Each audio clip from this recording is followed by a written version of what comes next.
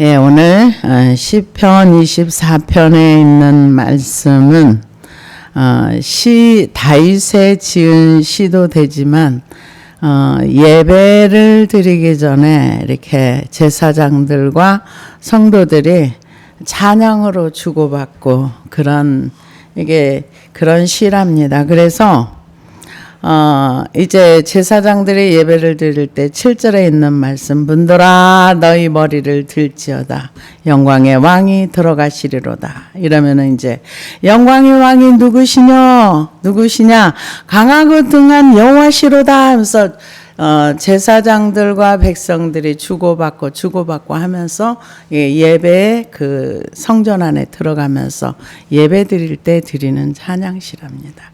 그런데 오늘 그 24편에 있는 말씀은 하나님 앞에 설 수 있는 사람이 누구인가 그 말씀을 하는데요. 이 말씀의 배경에 있는 그 내용은 지리적 배경은 예루살렘인데요. 본문 안에서 예루살렘이라는 지명이 명시적으로 나타나진 않지만 여호와의 산 거룩한 곳 예루살렘 이런 표현이 24편에 있기 때문에 예루살렘과 이제 관계가 있다 이렇게 이제 보고요. 예루살렘은 다윗이 왕이 되기 전까지 가나안 민족의 여부스 족속에 차지하고 있었습니다. 그래서 여호수아를 읽다 보면은 하나님께서 이제 지파마다 다 이렇게 땅을 분배를 해주고 여호수아가 이렇게 전쟁을 같이 해줬지만 싸우지 않는 사람은 그 땅을 차지하지 못했어요. 그러니까 하나님의 약속으로 그 땅을 줬어요. 싸워서 이기면 그 땅을 차지할 수 있는 거예요. 근데 전쟁하지 않는 족속은 지파는 땅을 차지하지 못했어요. 그래서 이 다윗이 왕이 되기 전까지 이 유다 지파의 땅이었지만은 정복이 안 됐던 거예요. 근데 다윗이 왕이 되고 나서 여기를 점령한 거죠. 예루살렘 성을 점령을 했고, 그리고 예루살렘 성을 점령해야 했던 이유는 그 가나안 전체 땅의 중앙에 위치해 있고 요새이기 때문에 지정학적으로 굉장히 중요한 장소고, 그래서 예루살렘은 올라간다 이렇게 표현하고 예루살렘에서 여리고로 갈 때 내려간다 이렇게 표현을 합니다. 그래서 이 예루살렘이 이렇게 중요하고 천연의 요새지만 어떤 사람도 이 예루살렘을 정복을 못했는데 다윗이 이제 왕이 되고 나서 예루살렘을 점령하고 다윗성이라고 이렇게 이름도 바꿨습니다. 그래서 이 사무엘하 5장에 보면은 왕이 된 다윗이 블레셋과 전쟁하여 이기는 내용이 나옵니다. 그런데 하나님이 이기게 하시니 마치 물을 흩어버리듯 블레셋을 이겼다. 그리고 이기고 또 이기게 하셨다. 그래서 이 다윗이 하나님을 설명할 때 만군의 여호와, 전쟁에 능하신 여호와. 왜? 함께 전쟁을 했기 때문에. 그래서 내가 경험한 하나님은 어떤 하나님인가를 말할 때 내가 이러이러한 하나님을 경험했으면 나는 이러이러한 하나님을 말할 수 있는 것입니다. 근데 다윗은 전쟁을 진짜 많이 한 사람인데 전쟁할 때마다 하나님께 기도하면 하나님이 전쟁 가운데 오셔서 함께 전쟁을 해주셨어요. 그래서 이기고 또 이기고. 그래서 전쟁을 해서 이기면은 그 노획물이나 이런 것들이 어마무시하게 많이 가져오지만 하나도 자기 사적으로가 아니라 다 이거는 하나님 거다 하면서 하나님께 드렸던 것을 볼 수 있습니다. 그 얘기는 무슨 얘기입니까? 하나님이 이 전쟁에 나와 함께 해주셔서 하나님이 이기게 해주셨으니까 이거는 당연히 하나님의 것입니다. 그러면서 많은 전쟁 노획물들을 이렇게 드렸던 것을 볼 수 있습니다. 그런데 이 성전에 올라가면서 다윗이 이렇게 쓴 시다 이렇게 얘기를 하는데요. 여기에는 이제 역사적 배경을 이렇게 이제 학자들이 보는데요. 어떻게 보느냐면은 이제 블레셋도 이기고 주변 나라들도 이기고 하다가 이제 그 법궤를 가지고 가려고 이제 하나님의 법궤를 예루살렘으로 가지고 가려고 했는데 그러니까 말씀에 대해서 우리가 100% 다 알지 못해요. 그러니까 이 레위 제사장들이 어깨에 매야 될 그 법궤를 다윗성으로 옮겨가려고 할 때 수레에 싣고 갔어요. 그거는 안 믿는 사람들이 블레셋 사람들이 법궤를 어떻게 손댈 수 없으니까 그냥 수레에 실어서 예루살렘에 보냈던 그 방식 그대로 새 수레를 만들어서 이렇게 싣고 가는 거예요. 그러니까 이제 소가 뛰니까 우사가 법궤가 땅에 떨어질까 봐 법궤를 손에 댔어요. 그 자리에 현장에서 죽었습니다. 그러고 나니까 다윗이 너무 무서운 거예요. 그래서 그 법궤를 만졌던 우사를 죽고 나서 가드 사람 오베데돔 집에 법궤를 보관했습니다. 그런데 석 달 동안 보관하는데 이스라엘 전체 소문이 나서 오베데돔이 법궤를 잘 모시고 있었더니 복을 받았대. 그러니까 어떤 복을 받았다고 성경에 말은 안 하지만은 사람들이 알 정도의 복을 받았나 봐요. 그러니까 다시 예루살렘으로 모시고 와야 되겠다. 법궤를 모시고 와야 되겠다. 그래서 역대상 15장에 보면은 제사장 사독과 아비아달 그리고 레위 사람 6명을 포함해서 8사람이 이 일을 전담을 했습니다. 그래서 6걸음을 어깨에 메고 이제 법궤를 가지고 갈 때 다윗이 그 앞에서 6걸음을 옮기고 나서 번제 드리고 그러고 이제 춤을 추다가 하체가 벗겨진 줄도 모르고 춤을 추다가 그 미갈한테 쫑당하고 그러고 나서 이제 그 미갈은 다윗의 후손을 보지를 못했던 것을 우리가 성경을 통해서 알고 있습니다. 그래서 이 시편 24편은 그날 법궤를 예루살렘의 성으로 가지고 들어갈 때 너무 감격해가지고 하나님을 높이고 예배할 때 드렸던 그 시편이라고 이렇게 봅니다. 그래서 사실은 그 많은 사람들이 요즘 그런 얘기를 많이 합니다. 무슨 얘기를 하느냐? 교회가 이제 점점 교회 건물들이 텅텅 비어간다. 왜? 예배에 하나님의 임재가 없기 때문에 그렇다. 그렇게 얘기를 하고 하나님의 말씀의 권위가 땅에 떨어지고 또 사람들이 하나님을 예배하는 것보다 세상에 재밌는 게 너무 많아가지고 세상의 재미를 따라가다 보니까 교회가 텅텅 빈다 이렇게 얘기들을 많이 합니다. 그러나 저는 그렇게 생각하지 않습니다. 왜냐하면은 하나님을 진짜 만나고 나면은 세상에 가라고 떠밀어도 안 갑니다. 왜요? 하나님이 좋기 때문에. 근데 왜 사람들이 하나님을 잘 섬기지 못하는가? 하나님을 몰라서 그래요.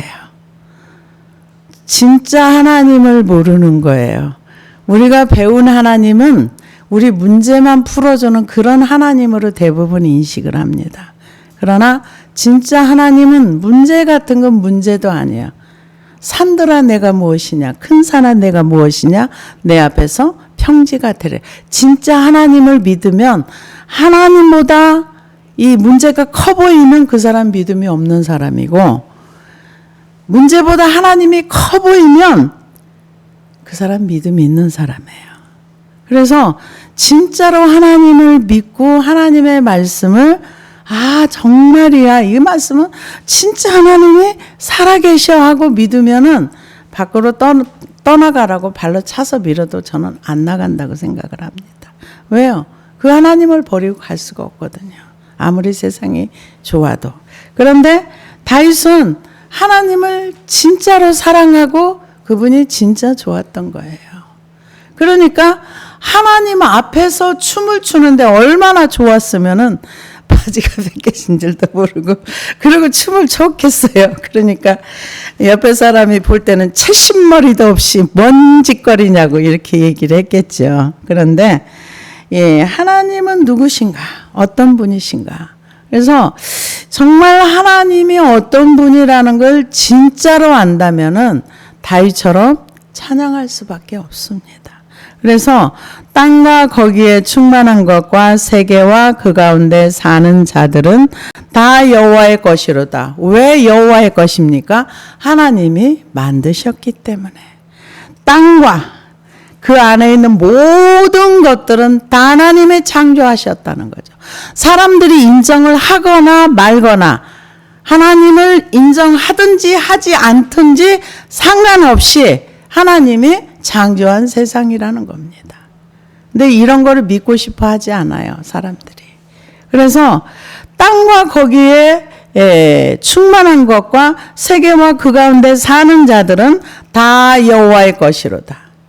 이 땅에서는 우리가 자유할 수 있어요. 하나님을 믿을 수도 있고 믿지 않을 수도 있고. 그러나 우리의 삶이 끝나고 나면 믿지 않은 결과는 너무 혹독합니다. 그런데 요즘 좀 사람들을 미혹하는 게 되게 많더라고요. 하나님에 대한 오해. 하나님의 공의에 대해서 많이 오해를 해요. 좀 이해가 안 가는 얘기들을 많이 해요. 그러면서 이제 언어가 헬라어가 어떠니 뭐가 어떠니 이러면서 뭐라고 얘기를 하느냐. 하나님이 새하늘과 새 땅을 창조하신다 그랬어요. 이제 이 지구 얘기 끝나고 나면 성경에 나와 있네요. 새하늘과 새 땅을 창조해서 그곳에서 이제 사람들이 살게 되는 거예요. 거기에서 예수님이 1000년을 이것도 사람들이 안 믿어요. 성경에 1000년 동안 예수님이 통치한다고 하는데 이것도 안 믿어요. 근데 저는 기록된 말씀을 믿습니다. 1000년 동안 통치를 한다 그랬어요. 그러고 나서 1000년이 딱 끝나고 나면 하나님이 이제 생명책에 기록된 사람들 또 행위록 이런 걸 다 놓고서 심판을 한다고 나와 있어요. 근데 이거를 안 믿더라고요. 안 믿으면서 뭐라고 얘기하느냐. 하나님이 이렇게 천년왕국 이렇게 좋은 세상을 만들어서 사람들을 이렇게 행복하게 살게 해줬는데 어떻게 이왕 불못의 사람을 보낼 수 있는 그게 하나님 맞는가? 어떻게 한쪽은 이렇게 좋게 해주면서 한쪽은 불못에 넣을 수 있는가? 그거는 아니다. 그냥 소멸된다. 자신 있게 얘기를 하더라고요. 그래서 그 얘기를 들으면서 정말 하나님에 대한 오해가 심각하구나. 아니 그냥 우리가 상식으로 생각해서 그 사람이 둘째 부활에 이렇게 올라와 가지고 둘째 사명이라는 거는 하나님과 영원한 분리를 얘기하는 거예요. 그런데 소멸시키고 뭐하러 바다에서 여기서 다 불러가지고 왜 심판을 왜 합니까? 근데 이게 잘못된 성경이다 이러면서 당당하게 얘기를 하시는 분도 있는 것을 봤습니다. 여러분은 그냥 기록된 말씀을 믿으시기를 바랍니다. 기록된 말씀 믿어가지고 손해날 거 하나도 없어요. 그냥 기록된 거 다 믿으세요. 그래서 우리가 100% 다 해석을 완벽하게 하기는 어려울 수 있습니다. 그러나 기록된 말씀은 믿어야 되는 것이 저는 맞다고 생각을 합니다. 그래서 여호와께서 그 틀을 바다 위에 세우시며 강들 위에 건설하셨도다. 왜요? 무에서 유를 창조하셨으니까. 태초에 하나님이 천지를 창조하시니라. 그래서 많은 사람들이 6일 창조가 맞냐 틀리냐 이제 이런 얘기를 많이 하는데 개비론이라는 게 있습니다. 개비론인가 뭐냐면은 과학자들이 지금 지구가 몇만 년 됐다 얼마 됐다 이런 얘기들을 한답니다. 근데 태초에 하나님이 천지를 창조하시니라 여기에 우주가 다 포함이 돼서 이게 사실은 우리의 시간으로 얼마인지 우리는 모른답니다. 나중에 이게 완벽하게 창조가 됐을 때 이제 우리는 그걸 계비론이다 이렇게 표현을 해요. 그러니까 천지를 창조하시니라 하고서 그 시간 동안이 이 지구가 형성되고 우주가 만들어지고 이거를 얼마의 시간이 어떻게 흘러갔는지 모른다는 거죠. 그래서 시간은 이 지구가 창조되면서부터 이제 시작이 된 거지. 이 하나님의 계시는 그곳에는 시간의 개념이 없답니다. 그래서 베드로 사도가 뭐라고 했어요? 하루가 1000년 같고 1000년이 하루 같다고. 그러니까 우리의 시간과 하나님의 시간이 이렇게 가지 않을 수도 있다는 거죠. 그래서 태초에 하나님이 천지를 창조하시라 완성되기까지 이제 6일 창조다 이렇게 우리는 알고 있습니다. 그러나 실제로 이게 얼마만큼의 시간이 지나갔는지는 모를 수 있다 이렇게 얘기하시는 분도 있어요. 그래서 이 하나님이 만드신 세상이라는 것은 확실한 거죠. 우주를 창조하시고 또 지구를 창조하시고 그래서 하나님이 만드신 거 여호와께서 그 터를 바다 위에 세우심이며 강들 위에 건설하셨도다. 그래서 이제 그런 얘기를 합니다. 과학자들하고 싸우지 말라고. 이제 6일 창조 막 이러니까 과학자들은 아니야 이게 수십억 년 몇만 년이야 막 이렇게 얘기하는데 실제로는 그게 얼만큼의 1장에서 2장까지가 시간이 얼마나 갔는지를 모른다. 이거를 계비론이라고 이렇게 표현하시는 학자들도 있어요. 그래서 사실은 우리는 잘 모릅니다. 그러나 확실한 거는 하나님이 천지를 창조하셨고 인간을 창조하셨고 이 창세기에 보면 뭐라 그래요? 땅에서 씨 맺는 나무 풀을 내라 그러니까 그대로 다 되잖아요. 그럼 우리가 상상할 수 없는 세계, 우리가 진짜 그 하나님을 믿느냐? 사실은 그런 생각 자체도 없이 그냥 문제만 해결해 주세요 이거지 하나님 존재 자체에 어떤 분일까 궁금해하지도 않고 찾지도 않습니다. 근데 다윗은 하나님이 이 땅을 창조하셨어. 하나님이 이 지구를 창조하시고 하나님이 다 하셨어. 지금 그것을 인정해 드리는 거예요. 그래서 여호와께서 그 터를 바다 위에 세우시며 강들 위에 건설하셨도다. 여호와의 산에 오를 자가 누구며 거룩한 곳에 설 자가 누구인가? 여호와의 산이 어디입니까? 예루살렘. 그러니까 여호와의 산, 거룩한 곳, 하나님이 계시는 그곳은 거룩한 곳입니다. 그래서 그가 누구냐는 거죠. 누구냐? 이렇게 얘기를 하면서 고 손이 깨끗하며 마음이 청결하며 뜻을 허탄한 데 두지 아니하며 거짓 맹세하지 아니하는 자로다. 세 가지를 얘기했어요. 손이 깨끗하고 청결하고 뜻을 허탄한 데 두지 않고 거짓 맹세하지 않는 사람. 그러니까 손이 깨끗하다는 거는 히브리 사람들에게 있어서 그 히브리 사람들의 정서적으로 얘기할 때 손이 깨끗하다는 것은 행실을 상징한답니다. 손으로 일하잖아요. 일을 하는데 뇌물 잔뜩 받으면 깨끗하다고 못하잖아요. 부패했다 이렇게 뇌물을 많이 받는 사람을 부패했다 이렇게 우리는 표현을 합니다. 그래서 이 손이 깨끗하다는 것은 행동이 깨끗하다는 거. 행동이 부패하지 않았다 이런 뜻입니다. 그래서 이 성경에서 손이 깨끗하지 않은 사람이 누가 있었어요? 아간입니다.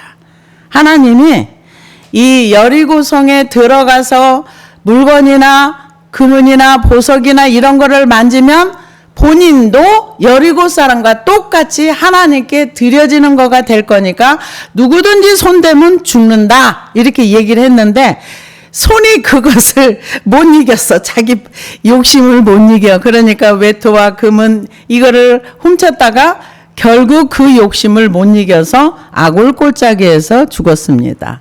그러니까 이거는 하지 말라고 한 거를 했기 때문에 그 사람은 손이 깨끗하니까 부패하지 않은 손. 내가 정당히 일하고 정당한 대가를 받는다면 깨끗하다고 봐야 되겠죠. 그래서 손이 깨끗하다는 것은 행동이 깨끗한 사람.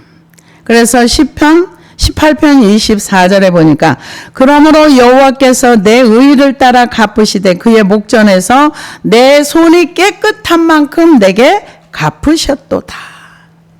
그러니까 손이 깨끗하다는 거 행동 자체가 뇌물은 주지도 말고 받지도 말아야 된다. 그러는데 이 나라가 부패하면은 이 뇌물이 없으면 통하지 않는 그런 세상이 있는 나라도 이웃 나라에 있어요. 그래서 이 뇌물을 절대 금하면서 급여를 높이 주고 청렴을 강조하는 나라도 있습니다.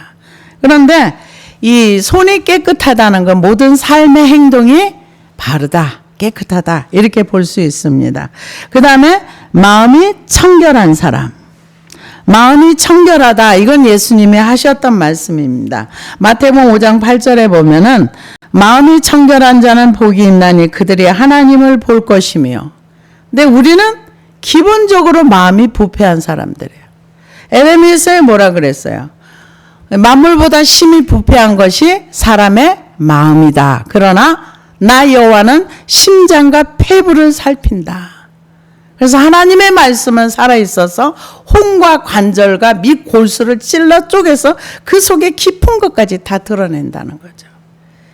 그런데 그 마음이 청결하다는 것은 헛된 우상에게 마음이 팔리지 않는 사람, 뜻을 허탄한 데 두지 않는 것, 그 세상을 따라가지 않는 것, 그것을 마음이 청결하다 그렇게 얘기를 합니다. 두 마음을 품지 않는 거. 두 마음을 품는 건 뭐야? 하나님도 사랑하고 세상도 사랑하고. 근데 야고보서에 보면은 세상을 사랑하는 것이 하나님과 원수된다 그랬어요. 세상과 친한 것이 하나님과 원수된다. 그 두 마음이라는 거는 뜻을 한 곳에 두지 않냐고 마음이 나누어지는 것을 얘기합니다. 그래서 왜 뜻을 허탄한 데 두지 말아야 되는가?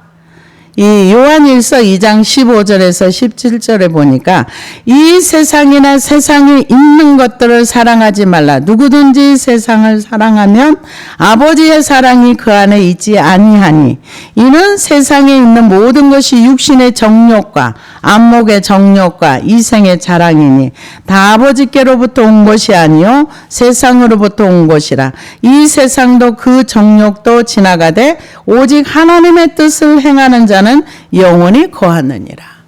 왜 뜻을 허탄한 데 두지 말아야 되는가?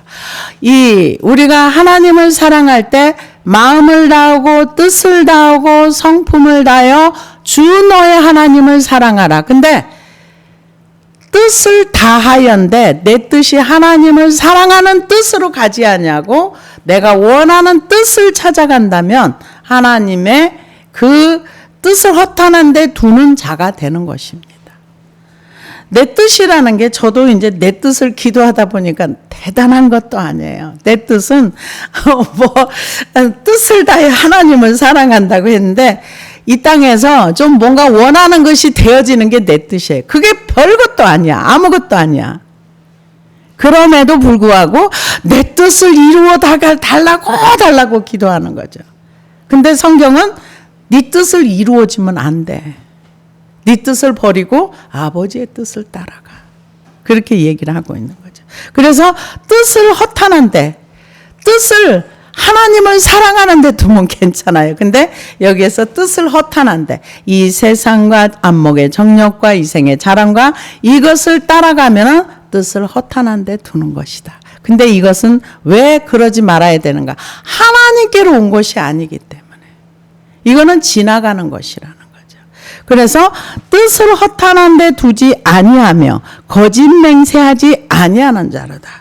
거짓 맹세라는 거는 거짓의 아비는 마귀라 그랬습니다. 그런데 이 구약에 보면은 거짓된 것을 많이 전파하는 사람들이 있어요. 에레미야 18장 15절에 보니까 무릇 내 백성은 나를 잊고 허무한 것에 분향하거니와 이러한 것들은 그들로 그들의 길 곧 옛길에서 넘어지게 하며 곁길 곧 닦지 아니한 길로 행하게 하여 그들의 땅으로 두려움과 영원한 웃음거리가 되게 하리니 그리로 지나는 자마다 놀라서 그의 머리를 흔들리라.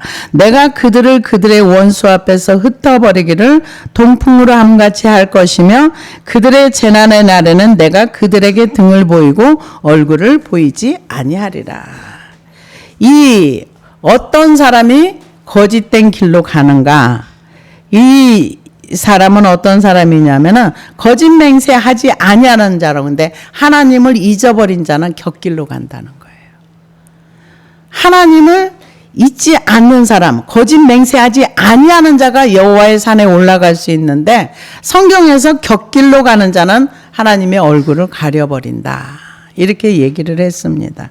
그리고 에스겔 13장에 보니까 너희가 말하기를 여호와의 말씀이라 하여도 내가 말한 것이 아닌즉 어찌 허탄한 묵시를 보며 거짓된 정죄를 말하는 것이 아니냐. 그러므로 주 여호와께서 이같이 하셨느니라. 너희가 허탄한 것을 말하며 거짓된 것을 보았은즉 내가 너희를 치리라. 주 여호와의 말씀이니라. 그 선지자들이 허탄한 묵시를 보며 거짓 것을 점쳤으니 내 손이 그들을 쳐서 내 백성의 공회에 들어오지 못하게 하여 이스라엘 족속의 호적에도 기록되지 못하게 하며 이스라엘 땅에도 들어가지 못하게 하리니 너희가 나를 여호와인 줄 알리라. 이렇게 칠 것은 그들이 내 백성을 유혹하여 평강이 없으나 평강이 있다 함이라. 어떤 사람이 담을 쌓을 때 그들이 회치를 하는도다. 거짓된 것을 여기 거짓 맹세하지 아니하는데 아니하는 자가 여호와의 산에 오를 수 있는데 지금이나 과거나 거짓 것을 너무 많이 따라가요. 하나님과 1도 관계가 없는 사람들이 난 너무 소화가 안 되는 게 너무 많아요. 자기가 기도하는 거를 하나님이 나에게 이렇게 기도하게 하셔서 기도했대요. 근데 내용은 하나님하고 아무 상관이 없어요. 너무 이 잘못된 것을 따라가요. 잘못된 것을 따라가고 잘못된 환상을 보고 잘못된 것을 쫓아가다 보면 여호와의 산에 올라갈 수 없다는 얘기예요. 잘못된 것은 말씀하고 비슷한데 아닙니다. 아니에요. 정말 이 거짓 맹세하는 사람들이 정직하게 살아가지. 자기는 나름의 정직해요. 근데 말씀의 기준으로 봐야죠. 그래서 지금 이 시대에도 이런 사람들이 굉장히 많습니다. 거짓된 것을 보고 거짓을 따라가고. 근데 디도서 1장 16절에 보니까 그들이 하나님을 시인하나 행위로는 부인하니 가증한 자요 복종하지 아니하는 자요 모든 선한 일을 버리는 자니라. 우리가 이 하나님의 말씀을 왜 배웁니까? 순종하려고요. 삶의 목적이 말씀을 순종해야 되는 거예요.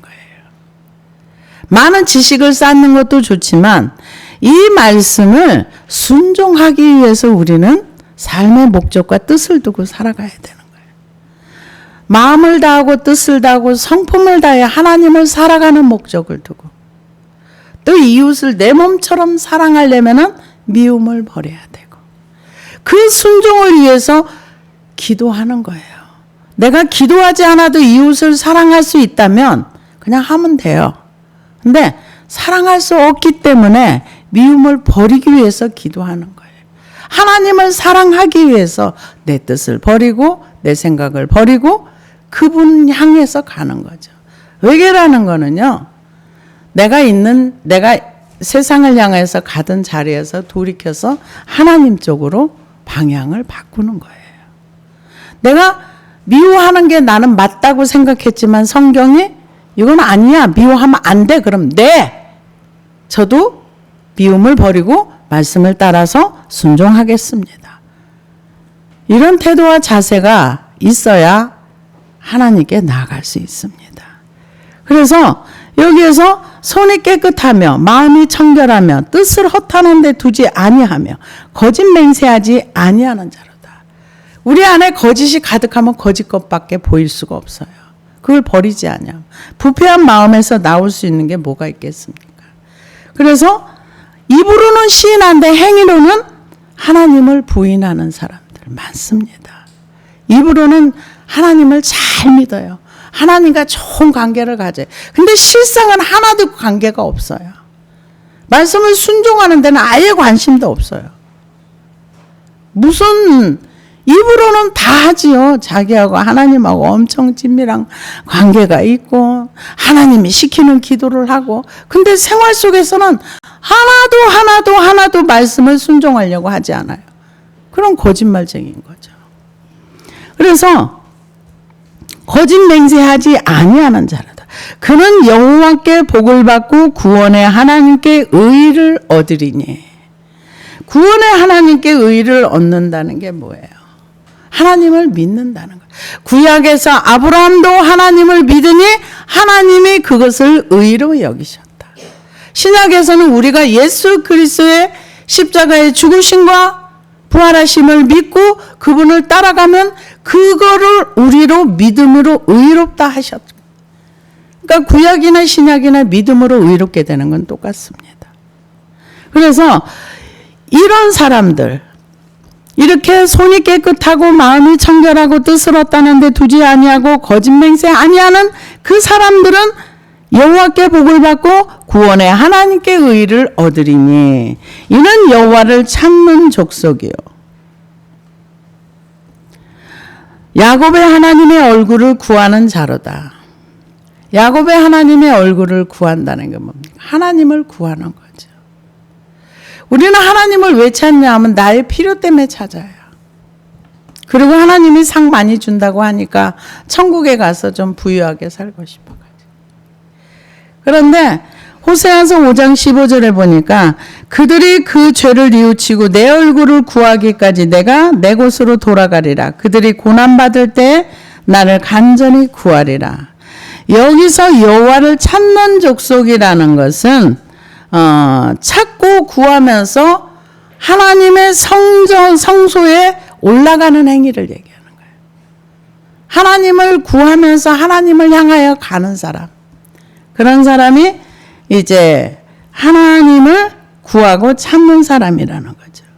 근데 세상 사람들은 하나님 구하거나 찾지 않습니다. 시편 53편 1절에 4절을 보니까 어리석은 자는 그의 마음에 이르기를 하나님이 없다 하도다. 그들은 부패하며 가증한 악을 행하며 선을 행하는 자가 없도다. 하나님이 하늘에서 인생을 굽어 살피사 지각이 있는 자와 하나님을 찾는 자가 있는가 보려 하신즉 각기 물러가 함께 더러운 자가 되고 선을 행하는 자 없으니 한 사람도 없도다.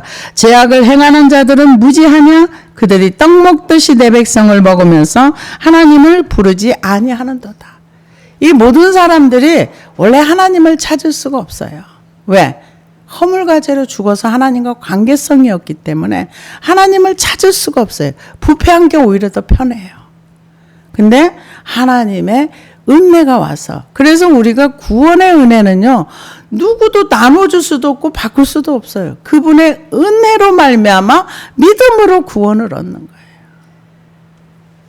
그래서 이 전도하기 위해서 어떤 경우는 이제 이거저거 많이 도와주기도 했는데 오늘도 어떤 그 좀 이렇게 통화를 했는데, 근데 처음에는 교회를 나오다 안 나오니까 화가 많이 나셨어요. 여기 많이 도와줬던 분이.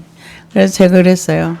안 믿어줘서 그래요. 그랬더니 진짜요? 그러더라고요. 근데 안 믿어줘서 그래요. 처음에는 체면 따라 이제 많이 도움을 받은 게 있으니까 나왔겠지만 실상은 안 믿어줘서 그래요.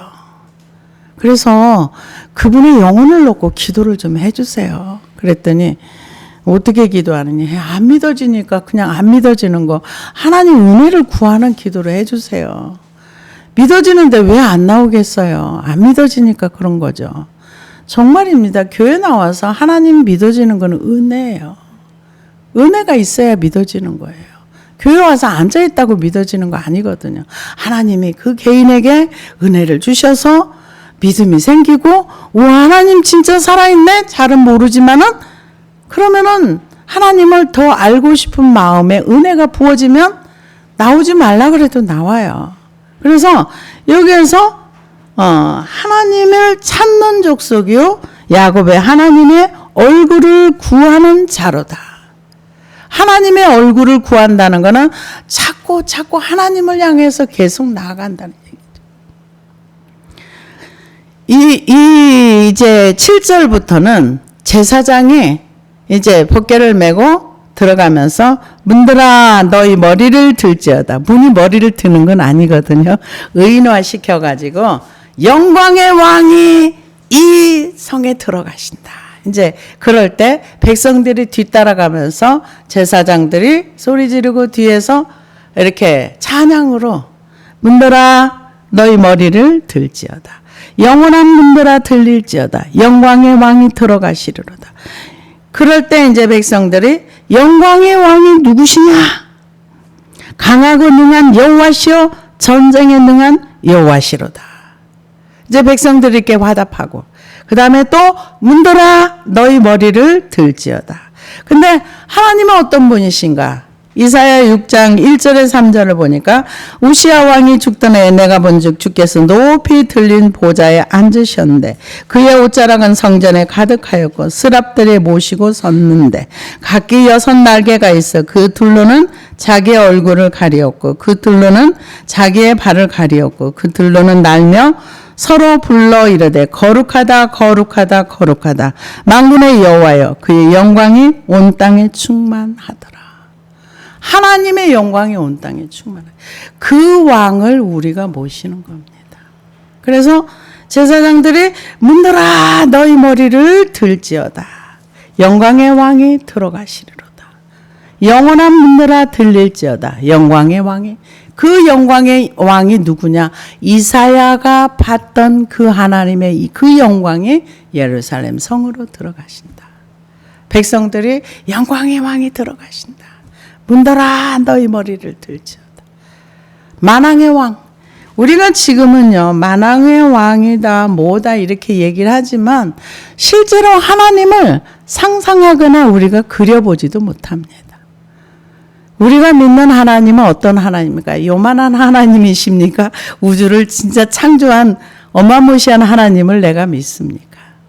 내 믿음만큼밖에 하나님은 나에게 역사하지 못합니다.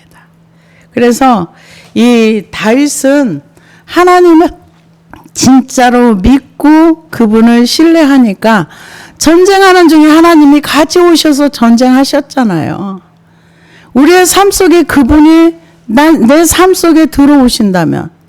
그래서 참 제가 이제 오늘도 이제 가만히 생각을 하면서 이 학생들에게 공부하라고 열심히 독려해서 학생들을 공부를 잘할 수 있도록 공부할 목적과 의지를 가지고 하는 것도 좋지만 그렇게 해서 애들이 공부를 잘해서 좋은 대학을 가면 좋겠지요. 그러나 그 아이 평생에 가장 좋은 거라고 한다면 저는 하나님을 소개시켜줘가지고 그 아이가 1대1로 하나님을 만나서 이 영광의 하나님을 모시고 인생을 산다면 얼마나 형통한 길로 갈 수 있을까.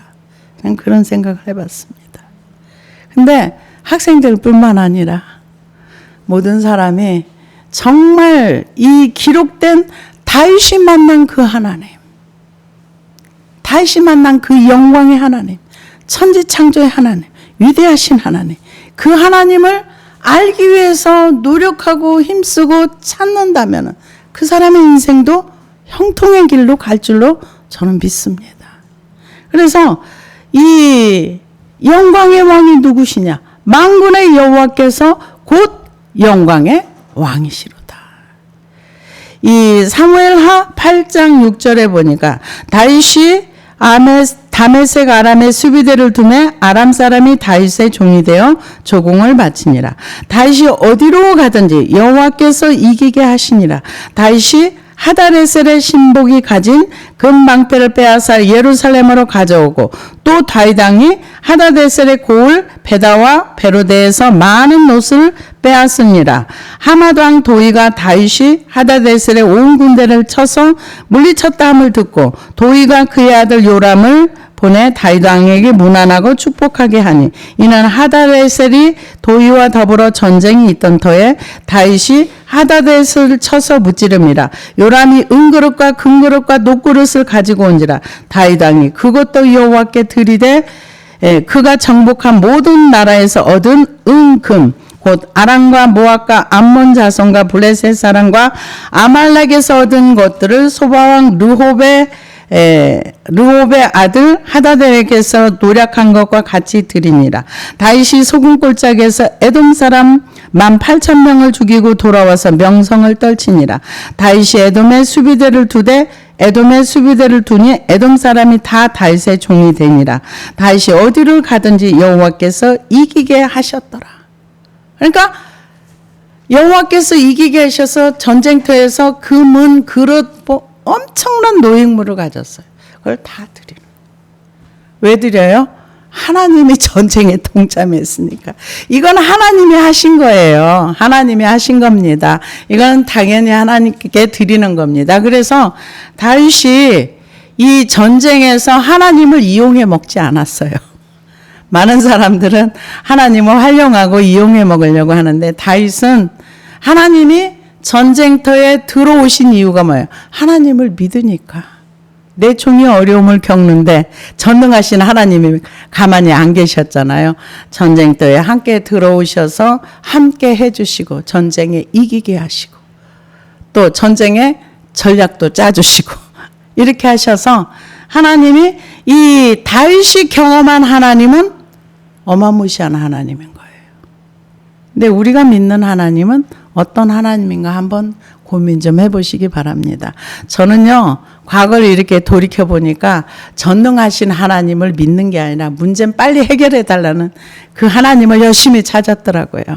근데 실제로 성경에서 말하는 하나님은, 그래서 제가 유대인의 하나님과 우리가 믿는 하나님이 이 성경에서 그려놓은 하나님, 성경에서 직접 이스라엘 민족에게 역사하신 하나님과 우리가 찾는 하나님은 좀 아닐 수가 있는 부분이 많겠다, 이런 생각을 저 혼자 하게 됐습니다. 그런데 우리는 어떤 하나님을 믿어야 되는가? 내가 만들어 놓은 하나님이 아니라 성경에서 말하는 이 우주를 창조하시고 세상을 창조하시고 우리 인간 속에 들어오시기를 원하시고 우리가 믿기만 하면은 우리의 삶 속에서 형통의 역사를 주실 수 있는 능력의 하나님, 권능의 하나님, 그 하나님을 내가 믿는 사람이 되어서 다윗처럼 우리도 영광의 하나님을 찬양에 올려드리는 우리의 삶이 된다면 우리를 통해서도 하나님은 영광을 받으실 줄로 믿습니다. 기도하시겠습니다.